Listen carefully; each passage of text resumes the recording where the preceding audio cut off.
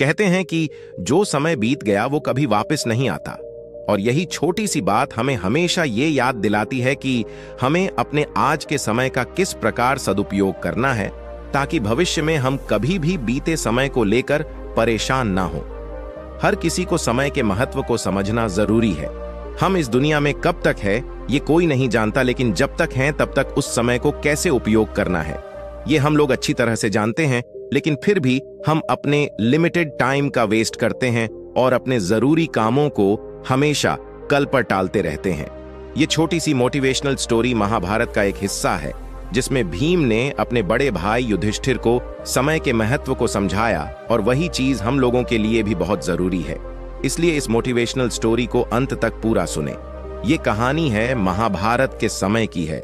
महाभारत के युद्ध के बाद युधिष्ठिर ने राजा के रूप में शासन करना शुरू किया। युधिष्ठिर अपनी दानवीरता और उदारता के लिए प्रसिद्ध था। जो कोई भी दान पाने की इच्छा से युधिष्ठिर के पास आता, वह कभी खाली हाथ नहीं लौटता। एक बार देर रात को एक भिखारी महल के दरवाजे पर आया और दान मांगने लगा। उस समय राजा युधिष्ठिर सो रहे थे। रानी द्रौपदी ने उन्हें जगाया, लेकिन युधिष्ठिर ने कहा, मैं बहुत थक गया हूं। भिखारी को सुबह तक इंतजार करने के लिए कहें। कल सुबह उठने के बाद मैं उसे उसके वजन के बराबर सोने के सिक्के दूंगा। द्रौपदी ने यह बात भीम को बताई। भीम ने जब यह बात सुनी तो वह तेजी से उस बड़ी घंटी के पास गया जो महल की छत पर थी, और वो घंटी सिर्फ तब बजाई जाती थी जब राजा युधिष्ठिर कोई बड़ा युद्ध जीतकर वापस आते थे। भीम बिना रुके उस घंटी को जोर जोर से बजाने लगा। घंटी की आवाज सुनकर हर किसी को लगा कि राजा युधिष्ठिर किसी महान युद्ध को जीतकर वापस आए हैं, और यह देखने के लिए सभी पांडव और राज्य के लोग वहां एकत्रित हो गए। काफी देर तक घंटी बजती रही। अंत में राजा युधिष्ठिर को भी उठना पड़ा।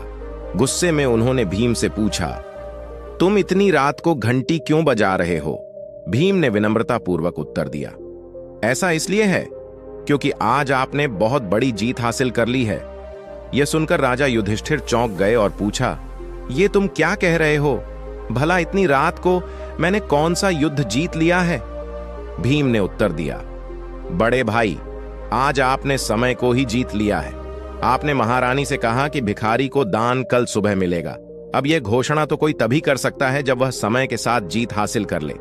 क्या आपको यकीन है कि कल सुबह तक आप दान देने के लिए जीवित रहेंगे, और या फिर यह भिखारी इसे प्राप्त करने के लिए जीवित रहेगा? यह सुनकर युधिष्ठिर को भीम की बात का एहसास हुआ, और उन्होंने तुरंत उस भिखारी को अंदर बुलाया और उसे दान दे दिया। हम सभी के पास लिमिटेड टाइम होता है, और कोई नहीं जानता कि आने वाले कल में क्या होगा।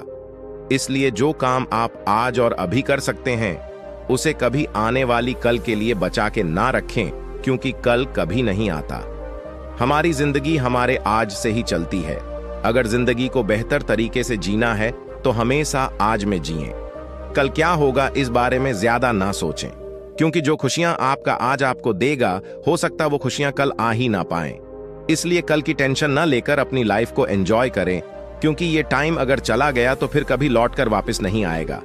जो लोग समय की वैल्यू नहीं समझते, वो अक्सर आज का काम कल पर टाल देते हैं, फिर चाहे वो काम कितना भी जरूरी क्यों ना हो। ऐसे लोग खुद का समय तो बर्बाद करते ही हैं, और साथ ही वो दूसरों का समय भी बर्बाद कर देते हैं।